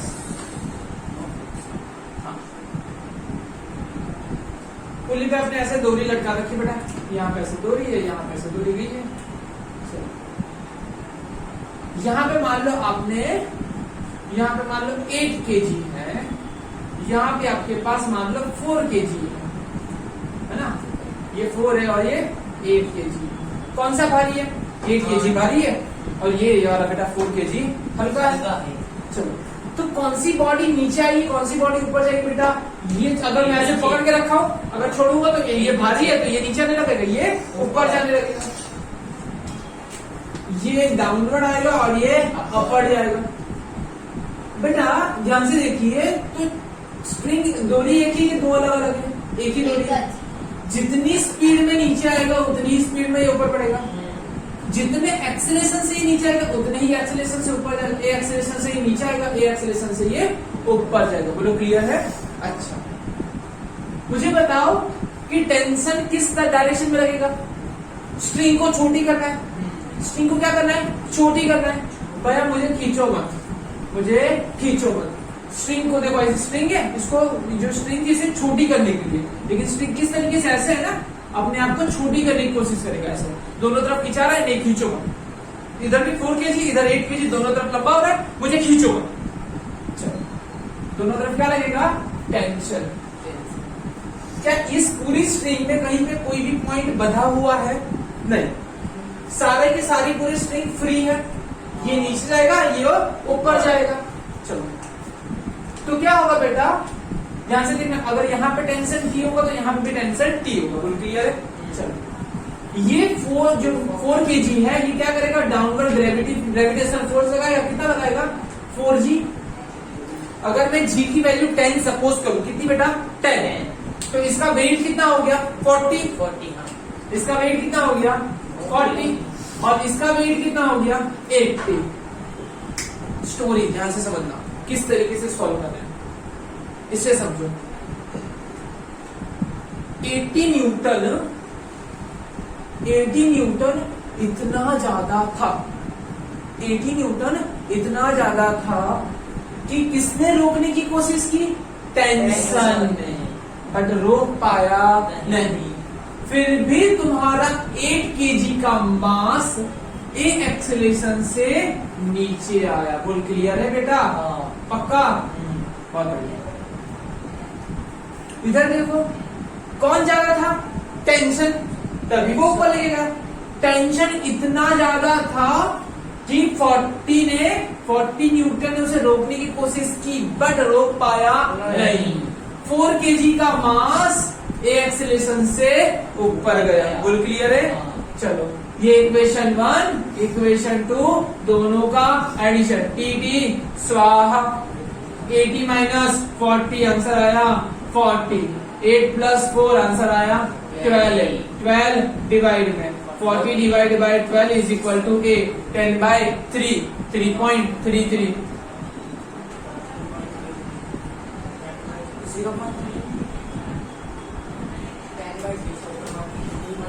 3.33 मीटर पर सेकेंड स्क्वायर। बोलो क्लियर है? इतना एक्सेलेरेशन आया। अगर तुम्हें टेंशन निकालना है, क्या करेंगे बेटा? ए की वैल्यू कहीं पे भी रख दे। पहले इक्वेशन में a इज इक्वल टू 10/3 कहां पे रखूंगा बेटा? n इक्वेशन 1 में 80 minus T is equal to 8 है। 8 की जगह क्या रखूंगा बेटा? 10/3। एलसीएम लेके काट पीट करके अपना आंसर निकाल लेना। बोलो क्लियर है? हो जाएगा? चलो, बहुत बढ़िया।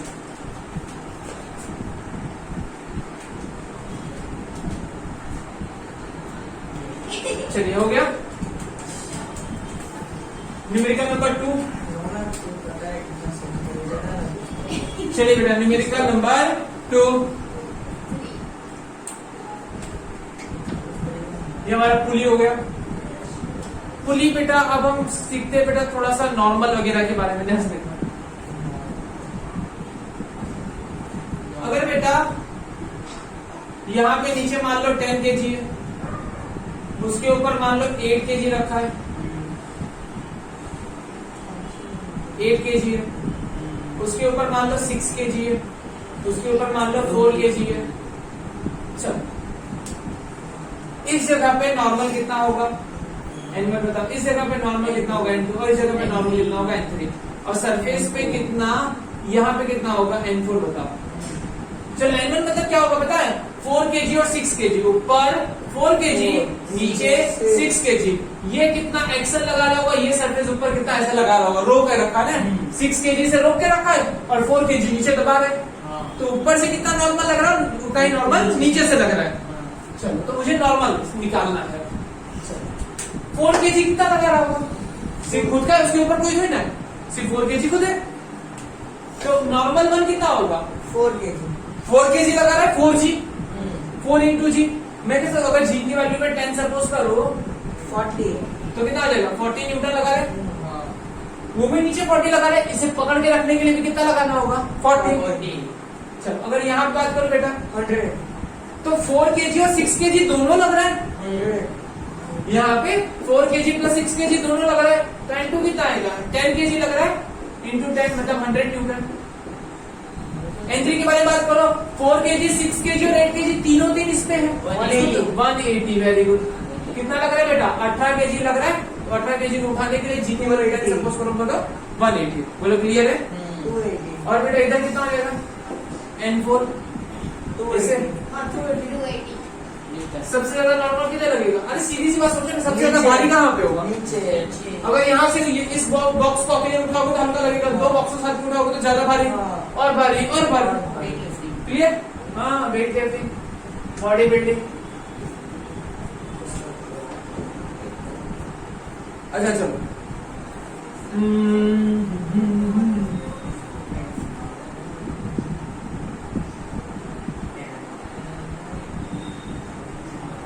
यहाँ पे मान लो 8 kg 6 kg 4 kg 2 kg, ऐसे फ्रिक्शन लेस सरफेस पर रखेगा, फ्रिक्शन नहीं है। यहां से मैंने फोर्स लगाई, लेट सपोज कर लो फोर्स सपोज कर लीजिए मैंने लगाई 40 न्यूटन, कितना लगा बेटा 40 Newton. Find the acceleration of this all system. देखो मैंने लगाया 8 को, मैंने किसे फोर्स लगाया 40 न्यूटन 8 को, 8 यहाँ पे था, 8 को पीछे धक्का लगा वो आगे गया, लेकिन उसने आगे 6 को धक्का लगाया, 6 में आगे 4 को धक्का लगाया, 4 ने आगे 2 को धक्का लगाया, है ना, फिर पूरा सिस्टम ऐसे ऐसे ऐसे आगे जाता है।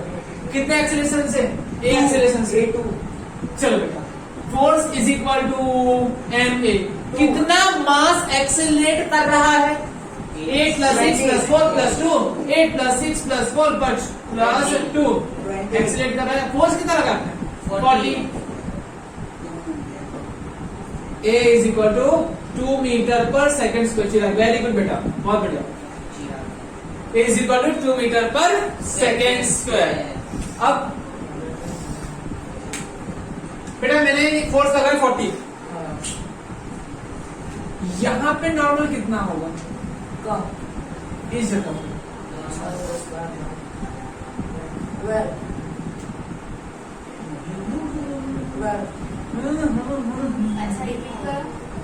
इधर नॉर्मल कितना होगा, मतलब ये इधर नॉर्मल कितना लगा है तो इधर नॉर्मल कितना लगा, थोड़ा दिमाग में सोचो। मैंने लगाया 40 का फोर्स थोड़े कुछ काम में यूज हो गया है, किस काम में यूज हुआ है, 8 kg ने थोड़ा सा फोर्स यूज कर लिया, 8 kg ने बोला अब मेरे पे कितना लगा रहे हो, कितना लगा रहे मेरे पे फोर्स 40, मुझे आगे भी देना है और मुझे यूज भी करना है, मुझे कितना एक्सीलरेट करना है खुद को 2, कितना एक्सीलरेट करना है 2, मेरा मास कितना है 8 kg, मेरा मास है 8 kg, मुझे एक्सीलरेट 2 से करना है, तो मुझे कितना फोर्स में खुद यूज करूंगा बेटा 16 न्यूटन में खुद यूज कर लूंगा। आप लगाओगे 40, मैं यूज कर लूंगा 16, बचा हुआ मैं आगे कैरी फॉरवर्ड कर दूंगा, कितना बेटा 24 न्यूटन। मैंने नॉर्मल लगाया 24, आगे से भी नॉर्मल लगा 24, इधर से लगा नॉर्मल 24 न्यूटन, यहां से भी नॉर्मल लगा 24 न्यूटन। बिल्कुल क्लियर है। अब 6 की बारी, 6 भी ऐसे ही बेटा। ये किसकी बारे में बात चल रही थी बेटा? 8 न्यूटन वाले की, सॉरी 8 केजी वाले के बारे में बात चल रही थी। 8 केजी है। अब बेटा 6 केजी वाला क्या करेगा? मेरे पे 6 केजी बोलेगा, मेरे पे कितना धक्का लगा? Only 24 Newton. उस पे थोड़ी 40 न्यूटन लगा है, उस पे कितना लगा है? सिर्फ 24 न्यूटन। अब ना 6 केजी क्या कहेगा कि भाई साहब मैं थोड़ा तो यूज करूंगा, बाकी का बचा हुआ के कैलिपर रखूंगा। क्या बोला कि भाई साहब 2 मीटर पर सेकंड से एक्सीलरेट करना है मुझे। बहुत बढ़िया, सही जा रहे हो। 6 केजी बोलेगा मैं 2 मीटर पर सेकंड से एक्सीलरेट करूंगा, तो भाई मैं कितना यूज करूंगा बेटा? 12 न्यूटन मैं खुद यूज करूंगा। आपने भेजा कितना? 24 न्यूटन, उसमें से मैं 12 न्यूटन यूज करूंगा। 12 न्यूटन आगे मैं कैरी फॉरवर्ड कर दूंगा। वेरी गुड, आगे मैं 12 न्यूटन कैरी फॉरवर्ड कर दूंगा। बच्चे मुझे कोई काम नहीं है। फिर बेटा थर्ड, बेटा तुम्हारा N2 कितना आया? ये तुम्हारा N1 और यहाँ पे तुम्हारा N2। N1 कितना आया? 24 न्यूटन और N2 कितना है बेटा? 12 न्यूटन। यहाँ बेटा बता रहा। Very good. 4 केजी भी क्या करेगा? मेरे पे भाई साहब कितना फोर्स लग रहा है? लगा 12 न्यूटन। इसमें से मैं क्या करूंगा बेटा? मैं 4 केजी क्या करूंगा? 4 केजी जो है वो 2 से एक्सीलरेट करने के लिए 8 न्यूटन यूज करेगा। 12 में से 8 चला गया 4 न्यूटन। ये तुम्हारा क्या बचा बेटा? Normal, last normal. ये तुम्हारा नॉर्मल 1, ये तुम्हारा नॉर्मल 2, ये तुम्हारा नॉर्मल 3। अब ये खुद नहीं, जीरो कुछ बचेगा नहीं। कैसे बेटा? 2 into 2 एक्सीलरेटर 2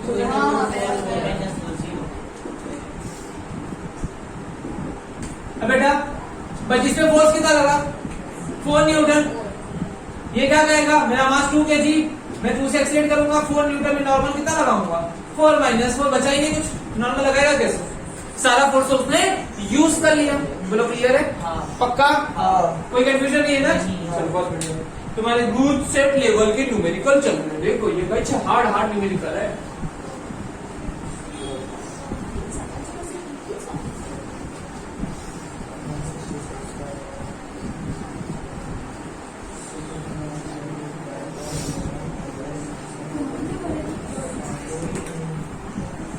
बोलो क्लियर? देखो मैंने न्यूमेरिकल कराया तुमको नॉर्मल वाले, क्लियर? मैंने तुमको न्यूमेरिकल कराया पुली वाले। पुली और नॉर्मल को मिलाते हैं, पुली और नॉर्मल को मिलाते हैं, देखना। हाँ साथ में लगाएंगे फ्रिक्शन को भी। क्या लगाएंगे? फ्रिक्शन को भी। मान लो बेटा, बेटा एक छुक गाड़ी है, ट्रॉली है, एक ट्रॉली है। ट्रॉली का मास मान लो 10 केजी। कितना है? 10 केजी। 10 केजी हल्का लग रहा है। 50 केजी। क्या बेटा? 50 केजी चलेगा बेटा? 50 केजी चलेगा ना? 50 केजी बेटा। इधर पुली है, क्या है? पुली में से क्या गई बेटा? एक स्ट्रिंग गई है। स्ट्रिंग कैसी होनी चाहिए? मासलेस और स्ट्रेचलेस। लंबी नहीं होनी चाहिए, ना इसका वजन होना चाहिए, एकदम हल्की होनी चाहिए। आज मैं ऊपर आसमान नीचे, आज मैं आगे जमाना है पीछे। हाँ? पहला पहला प्यार है। चल बेटा चलेगी बाई।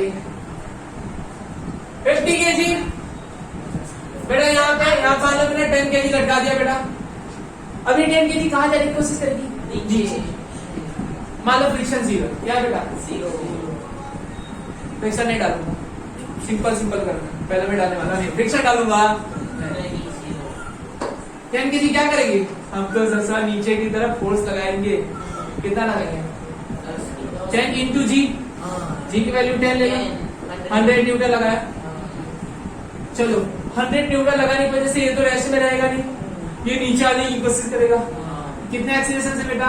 एक एक्सीलरेशन से। कौन रोक रहा है? सर स्ट्रिंग ऊपर टेंशन।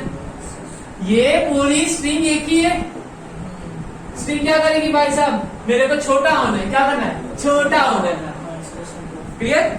चलो स्ट्रिंग एक ही है, अगर ये ऐसे नीचे रहेगा तो ये भी ऐसे आगे आएगा, बोला है ना, बोल क्लियर, पक्का। चल मुझे ये बताना,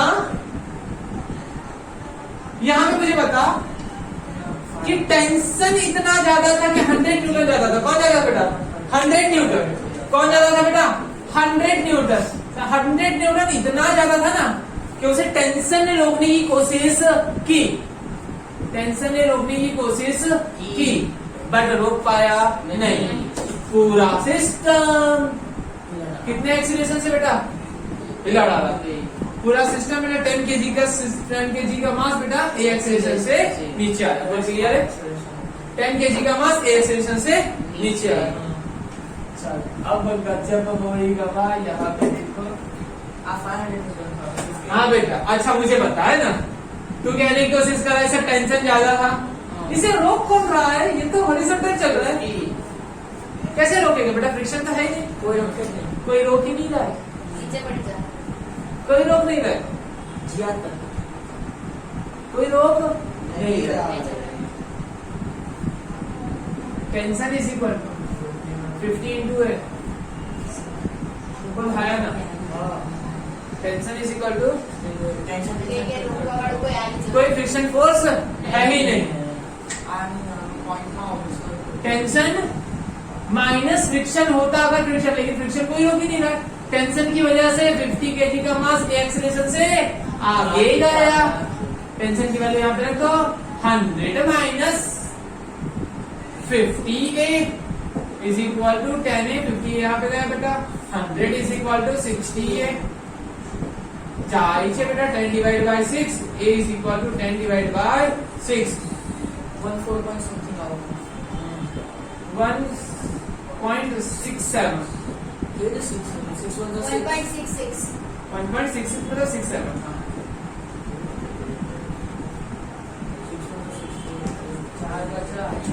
चलो अब क्या करूंगा, इस न्यूमेरिकल में बेटा मैं फ्रिक्शन ऐड कर देने वाला, क्या कर देने वाला, फ्रिक्शन। फ्रिक्शन 0 नहीं है, फ्रिक्शन की कुछ वैल्यू हाई, फ्रिक्शन कुछ रोकेगा। मान लो बेटा इस सरफेस का फ्रिक्शन कोएफिशिएंट कितना है, म्यू के, म्यू के की वैल्यू है बेटा जनाब तुम ले लो 0.5, कितने ले लो 0.5 बहुत ज्यादा ले ली मैंने, थोड़ा रफ लेना पड़ेगा, 0.5। चलो फ्रिक्शन का फॉर्मूला क्या होता है, म्यू के इंटू एन, या फ्रिक्शन क्या होता है, म्यू एस इंटू एन, मतलब म्यू इंटू एन होता है बस, के मतलब काइनेटिक फ्रिक्शन और एस मतलब स्टैटिक फ्रिक्शन। म्यू की वैल्यू 0.5, एन कितना होगा, एन ये रहा, जितना एन जी उतना बेटा N, N is equal to m g. 0.5 mass कितना चाहिए बेटा 50, जी की वैल्यू 10, जाए 0 250 न्यूटन, कितना है बेटा, फ्रिक्शन लग रहा है जनाब 250 न्यूटन, काफी रफ सरफेस में दे दी 0.5, तुम्हारे टेक्स्ट बुक के अंदर 0.2 तक खत्म करेंगे, 0.1 0.2 अब 0.5 रफनेस 250 न्यूटन है, 250 न्यूटन 50 है ना, 250 न्यूटन लगा, फ्रिक्शन मिल गया। चलो नीचे कितना लग रहा था बेटा 100 न्यूटन, कितना लगा था बेटा 100 न्यूटन, टेंशन ने उसे रोकने की कोशिश की बट रोक पाया नहीं, 10 kg का मास एक्सीलरेशन से आगे आया, मतलब सॉरी 10 kg का मास एक्सीलरेशन से सॉरी नीचे आया, क्लियर है, परफेक्ट। यहाँ पे देखो बेटा टेंशन इतना ज्यादा था कि उसे फ्रिक्शन ने रोकने की कोशिश की, पर फ्रिक्शन कितना है 250, डायरेक्टली तो फ्रिक्शन की जगह पे 250 ने उसे रोकने की कोशिश की, बट टेंशन की वैल्यू इतनी ज्यादा थी, टेंशन इतना ज्यादा था बेटा 250 ने उसे रोकने की कोशिश की, बट 50 kg का मास के एक्सीलरेशन से आगे आया। चलो 250 ने इसे रोकने की कोशिश की, टी इतना ज्यादा था, 250 ने इसे रोकने की कोशिश की, बट बट 50 kg मास रुका नहीं, एक्सेलरेशन से आगे आया। एडिशन देखना, अभी का सिचुएशन देखो कि यहाँ पे 50 kg है, यहाँ पे 10 kg है, और फ्रिक्शन तो देखो कितना है यार, 250 न्यूटन। क्या चलेगा कि नहीं चलेगा वो भी नहीं पता। कर गया बेटा 100 न्यूटन में से 250 न्यूटन गया, कितना गया बेटा 100 न्यूटन माइनस 250 न्यूटन, यहाँ पे 60, आंसर कितना आएगा माइनस 158। माइनस आ गया, मतलब उल्टा तो जाने वाला नहीं है, मतलब इसके पास इतना ज्यादा फ्रिक्शन था कि ये इसे खींच ही नहीं पाया। Means acceleration is equal to 0। Clear है? नहीं समझे? रिपीट करो। क्या समझ में आया? रिपीट करो। देखो ये स्टोरी दोनों समझ में आ गई ना। 100 न्यूटन इतना ज्यादा था कि 10 से उसे रोकने की कोशिश की, बट रुका नहीं। 10 kg का मास एक्सेलरेशन से नीचे आया, मैंने ऐसा सोच लिया। मैंने बोला कि टेंशन इतना ज्यादा है कि friction is equal to 250। Tension इतना ज्यादा है कि फ्रिक्शन ने रोकने की कोशिश की। टेंशन इतना ज्यादा है कि फ्रिक्शन ने उसे रोकने की कोशिश की। फ्रिक्शन कितना है 250 न्यूटन, इतनी थी बेटा, लेकिन रोक पाया नहीं। 50 kg का मास एक्सेलरेशन से आ गया, ऐसा मैंने सोचा।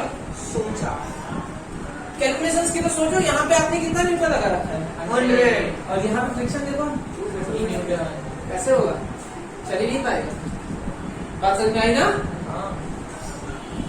चलो, अगर मैं फ्रिक्शन कोएफिशिएंट 0.1 ले लूं, कितना ले लूं 0.1, अब चलेगा, अब चलेगा।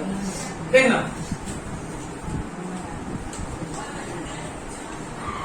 फ्रिक्शन कोएफिशिएंट में लेने वाला 0.1। Friction is equal to 0.1 into L, क्या होता है एनजी। एन कितना रहेगा तुम्हारा 50 और जी की वैल्यू 10। हाँ, मतलब 0.1 को मैं रिप्लेस कर सकता हूँ बेटा 1/10, 50 इंटू 10 6 बेटा, आंसर आ गया 50 न्यूटन। फ्रिक्शन कितना लग रहा है बेटा तुम्हारा 50 न्यूटन। चलो देखो, अभी सेम सिचुएशन, 100 न्यूटन इतना ज्यादा था कि टेंशन उसे रोकने की कोशिश की, बट 10 kg मास एक्सेलरेशन से सामने आया, नीचे आया। टेंशन इतना ज्यादा था कि यहाँ पे बेटा कितना ले लो 50 न्यूटन। फ्रिक्शन कितना था बेटा 50 न्यूटन। टेंशन इतना ज्यादा था कि 50 न्यूटन ने उसे रोकने की कोशिश की, फ्रिक्शन ने रोकने की कोशिश की, बट 50 kg का मास एक्सेलरेशन से आगे आया। ये तुम्हारा इक्वेशन 1, ये तुम्हारा इक्वेशन 2। टिंग tending tending tending tending tending, 100 में से 50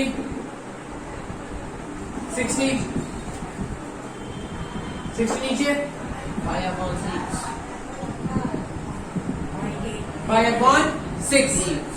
0.8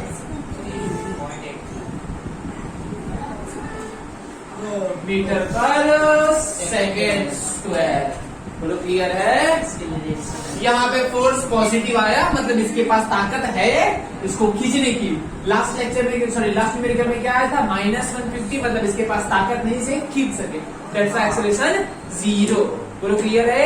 अंडर चले, फ्रिक्शन के यहाँ पे सारे न्यूमेरिकल खत्म होते हैं। अब बेटा थियरी शुरू होती है फ्रिक्शन के बाद की रोलिंग में हम पढ़ने वाले बेटा, रोलिंग में लेवल रोड और बैंक रोड। क्लियर है? चलो हम टॉपिक में पहुंचते हैं। सर्कुलर रोड और मतलब सर्कुलर ट्रैक है, एक लेवल वाला ट्रैक होगा और बैंक रोड होगा बेटा, जो ऑलरेडी हमने पढ़ रखा है, वापस देख लेते हैं। चलो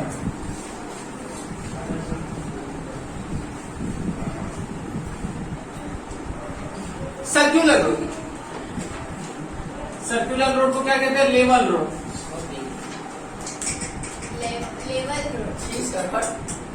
चल बेटा, मान लो एक सर्कुलर ट्रैक है जिसका रेडियस कुछ r है। यहाँ पे एक व्हीकल है बेटा, ऐसे सर्कुलर ट्रैक है, ऐसे सर्कुलर ट्रैक है, ऐसे सर्कुलर ट्रैक जिसका बेटा कुछ रेडियस r है। इस रेडियस r पे बेटा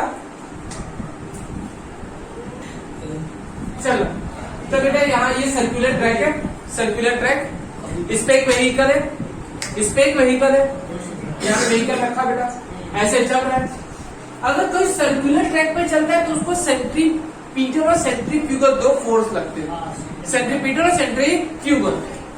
अच्छा जैसे ये यहाँ पे है व्हीकल ऐसे, ठीक है, वो ऐसे आगे की तरफ जा रहा है तो उसे बाहर की तरफ एक सेंट्रीफ्यूगल फोर्स लगता है, सेंट्रीफ्यूगल फोर्स।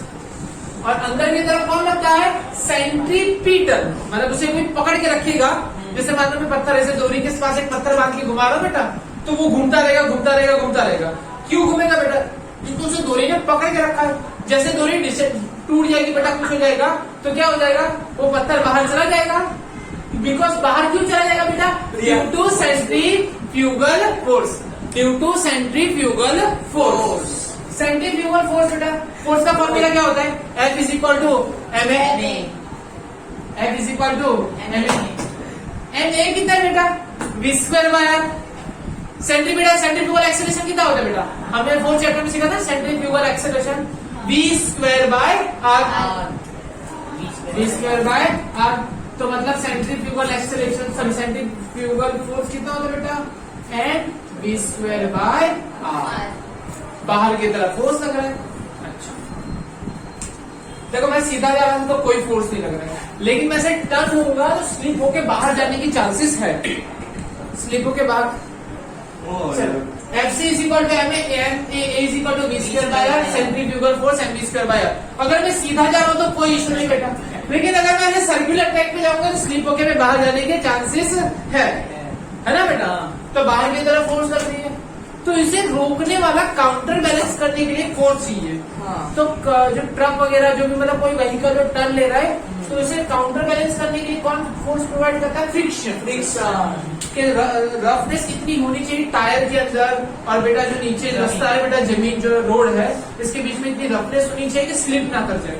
अगर ज्यादा स्मूथ रास्ता रहेगा वैसे स्लिप हो जाएगा। चलो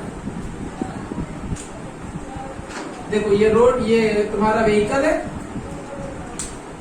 इसको मैं ये टॉप व्यू है, ये क्या बेटा? टॉप व्यू, ऊपर से देख रहे हो है ना? और ये बेटा तुम्हारे टायर, ये तुम्हारा पीछे से व्हीकल ऐसे दिखाई दे रहा है, ठीक है? ये ऐसे टायर है, ये नंबर प्लेट है। चल बेटा इसे बाहर की तरफ m v square by r लग रहा है, इधर व्हीकल ऐसे जा रहा है अंदर, व्हीकल कैसे जा रहा है? ऐसे अंदर। ये पीछे से बैक से देख रहे हो, कहां देख रहे हो? बैक से, है ना बेटा? अरे मतलब ये जो व्हीकल की बैक देख रहे हो पीछे से, ठीक है? अब बेटा इसमें नीचे mg लग रहा है, ऊपर क्या लगेगा? नॉर्मल। यहाँ पे क्या लगेगा? फ्रिक्शन। बोलो क्लियर है? इतना क्लियर है? चलो बाहर जाना चाहता है mg स्क्वायर बाय आर से, फ्रिक्शन उसे रोक के रखेगा, नीचे mg ऊपर नॉर्मल। क्लियर है? अगर इसे सेफली चलना है, इसे सेफली चलना है तो क्या होना चाहिए? फ्रिक्शन की वैल्यू ज्यादा होनी चाहिए। किसकी कंपेयर में बेटा? M v square by r. बराबर भी हो जाएगा तभी भी कोई इश्यू नहीं है, तभी भी स्लिप करेगा नहीं। अगर ये वाला फोर्स ज्यादा हो गया, फ्रिक्शन बेचारा वहीं के वहीं रह गया, मतलब अगर गलती से ये ज्यादा हो गया तो क्या हो जाएगा? स्लिप हो जाएगा। मतलब friction is must be greater than m v square by r. बेटा फ्रिक्शन की वैल्यू कितनी होती है? फ्रिक्शन इज इक्वल टू क्या होता है बेटा? म्यू के इंटू एन, या म्यू ले लो, mu into N. N is equal to क्या? यहाँ पे एन किसको बैलेंस करे बेटा? एम जी को। एन किसको बैलेंस करे बेटा? एम जी को। Mu m g, friction is equal to beta mu mg, put this value here, mu mg must be greater than mv square by r। mm कर गया बेटा r, यहाँ पे mu rg must be greater than v square। मैं ऐसे लिख सकता हूँ v square, देखो टोपी किसको पहना रखी? mu rg को ना, mu v square is must be less than mu rg। v is equal to under square root mu r g. Maximum speed कितनी हो सकती है?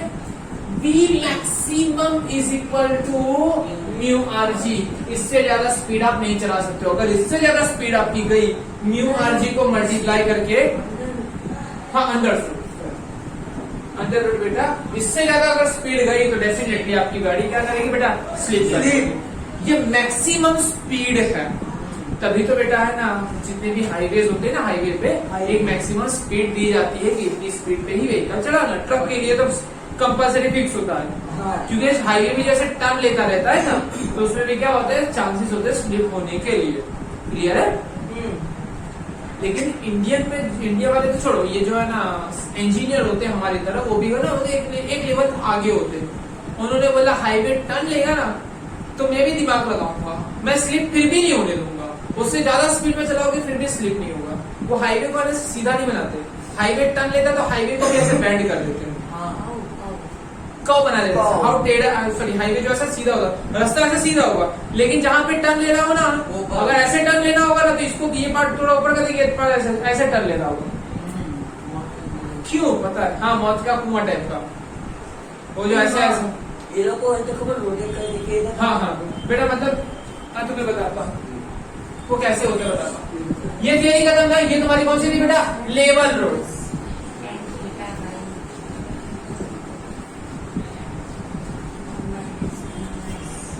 चलिए अब तुम्हारा आएगा बैंक रोड। क्या आएगा? Bank road. अब तुम्हें बताता हूँ, ध्यान से देखना, वो जो बनाते हैं बेटा वो ऐसे कुछ शेप में होता है, ऐसे शेप में होता है। अगर देखा बेटा तू यहाँ पे है ना, और तुझे ऐसे अंदर डाल दिया गया बेटा, खड्डे के अंदर, चिराग बेटा, तो यहाँ पे तुझे निकल के बाहर आना है, पूरा एकदम स्मूथ है, तो तू ऐसे ऊपर ऊपर जाएगा ना, स्लिप मार के फिर नीचे आएगा, फिर तू ऐसे ऊपर जाएगा ना, फिर तू स्लिप मार के नीचे आ जाएगा। बट तू अगर फिजिक्स यूज कर गया ना बेटा, तो कुछ भी किए बगैर तू बाहर आ जाएगा। क्या करना बेटा, ऐसे गोल गोल घूमना शुरू करना।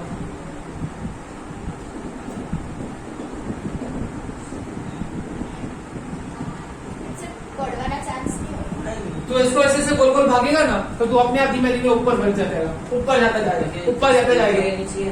नहीं बेटा, वो निकल जाओगे, निकलते चले जाओगे। हाँ थोड़ी स्पीड बढ़ानी पड़ेगी, लेकिन निकल जाओगे, वो आराम से निकल जाओगे।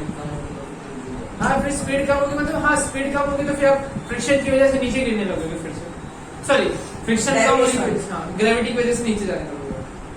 बोलो क्लियर है? इसलिए तो लोग गाड़ी चलाते हैं ना, वैसे गोल गोल गोल गोल गोल गाड़ी चलती रहती है। सर ये टू व्हीलर पे चला, पास ऑफ फोर व्हीलर पे चला, मतलब सब चला सकते हो। आप खुद चल सकते हो तो टू व्हीलर फोर व्हीलर तो क्या नहीं चला सकते। स्केटिंग कर सकते लोग उसमें, बेटा स्केटिंग कर सकते हैं आप लोग उसमें। जेठालाल बबीता ने कैसे स्केटिंग की थी, याद है ना? जेठालाल ड्राइवर, हाँ गियर पे गियर डाल रहा था बेटा। देखना लेवल रोड मतलब ऐसे, और बैंक रोड मतलब कैसे बेटा, ऐसे। ये तरफ का ऊपर हो गया। देखो लेवल रोड ऐसे, मतलब यहाँ से एक व्हीकल ऐसे जा रहा है, लेकिन मान लो ऐसे टर्न लेना था, तो ये रास्ता है ना ऐसे हो गया, ऐसे टेढ़ा हो गया। अभी रास्ते पे ऐसे जा रहा है, ये यहाँ से ऐसे, पहले पूरा व्हीकल ऐसे था, ऐसे जा रहा था, और ये जो व्हीकल ऐसे जा रहा था, अब कैसे व्हीकल ऐसे टेढ़ा होके जा रहा है और ऐसे कौ में जा रहा है। ये रास्ता है, रास्ता का एक देखो, एक एंड ये है, एक एंड ये है, थोड़ा टेढ़ा हो गया रास्ते में। क्या कर दिया बेटा, थोड़ा टेढ़ा कर दिया, बैंड कर दिया रास्ते। बैंक रोड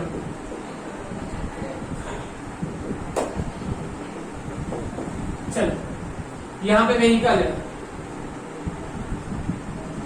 बेटा, व्हीकल की बैक दिखा रहा हूँ, देखो ध्यान से, ये नंबर प्लेट है, ठीक है। यहाँ पे डिक्की होगी,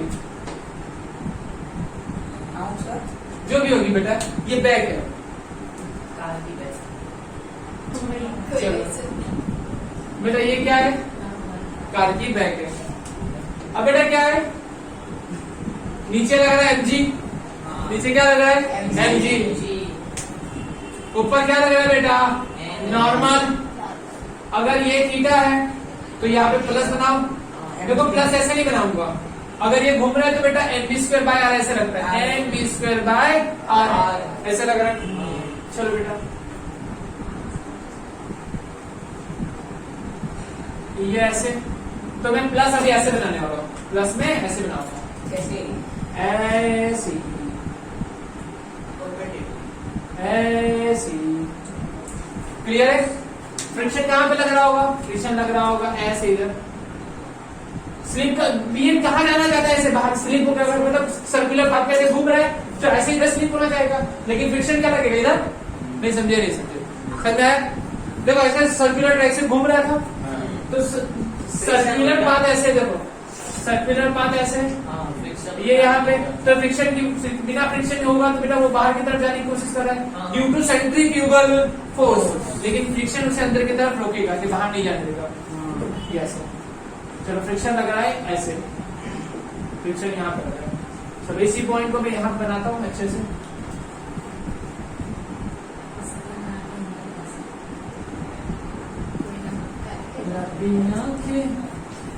जो तेरी देखी शराबी ये दिल हो गया, संभालो मुझको ओ मेरे यारो।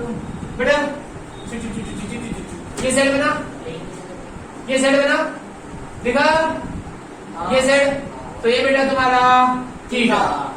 और देखो देखो गमना, देखो ये दोनों 90 डिग्री है, 90 डिग्री है। मैंने रेड वाली मार्कर को थीटा डिग्री घुमाया, तो ब्लैक वाली मार्कर भी कितना घूम गई? Theta degree. तो बेटा ये भी कितना हो गई? थीटा। बोल कैसी लगी? मस्त ना? एन के पास वाली बेटा cos theta, sine theta. Friction की पास वाली फ्रिक्शन कॉस थीटा, फ्रिक्शन की इस तरफ वाली बेटा फ्रिक्शन साइन थीटा। बोल क्लियर है? चलो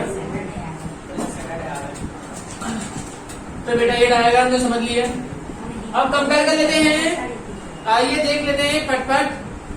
मान लो बेटा स्लिप नहीं हो रहा है, मान लो स्लिप नहीं हो रहा है, तो होगा क्या बेटा?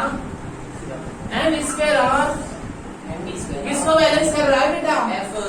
N cos theta plus f N sine theta. ऐसे पढ़ाओगे? हाँ, एफ कॉस थीटा। बदनामी करवा रहे हो अपनी, करवा लो। N sine theta plus F cos theta. ऊपर की तरफ लगा बेटा एन कॉस थीटा, और नीचे की तरफ क्या लग रहा है बेटा? Sine f sine theta plus m जी।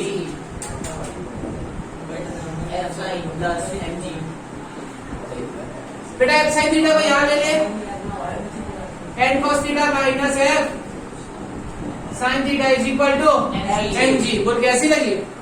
कड़क। चलो एफ की वैल्यू कितनी होती है बेटा? Friction is equal to mu into N. बोल लगी? समझ नहीं बेटा? Friction is equal to mu into N. लगा दे बेटा यहाँ पे, ये तेरी एन साइन थीटा, ये होती है mu into N cos theta N v square by r. यहाँ पे लगाओ एन कॉस थीटा। फ्रिक्शन की जगह क्या लिखेगा? Mu into N, mu into N sine theta N g. Equation 1, equation 2, equation 1 divide by 2, equation 1 divide by equation 2। अरे sir फोड़ दूंगा तेरा, ऐसे मैथ्स पढ़ाएगा तो। N sine theta plus mu into N cos theta, और इधर क्या बैठी है? एन स्क्वायर बाय आर बैठी है। इधर बेटा किससे डिवाइड करेगा? मैं इससे करेगा, N cos theta minus mu into N sine theta, और यहाँ पे नीचे क्या बेटा तुम्हारी एम जी। एन से एन चली गई, N N N N common है, ये एन निकली बाहर, एन आ गई बाहर, टिंग टिंग एन बाहर आ गई। सज धज के एन बाहर निकली, कर गई। नहीं कैसे उड़ेगी बेटा? पागल है। यहाँ पे माइनस है, यहाँ पे प्लस है, यहाँ पे साइन थीटा, यहाँ पे बेटा एडिशन सब्ट्रैक्शन में कैसे करके उड़ाएगा? चलो बेटा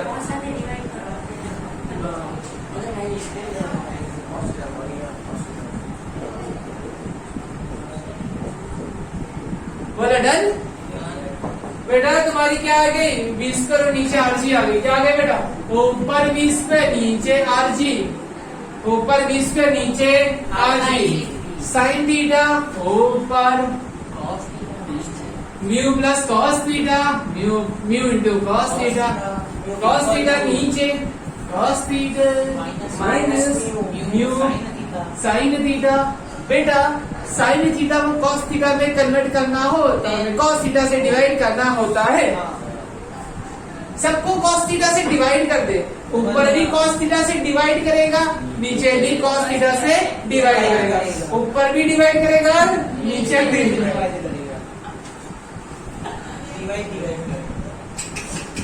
sine theta by cos theta क्या होता है बेटा, टेन थीटा, साइन थीटा इसके नीचे भी कॉस थीटा, कॉस थीटा इसके नीचे भी कॉस थीटा, कॉस थीटा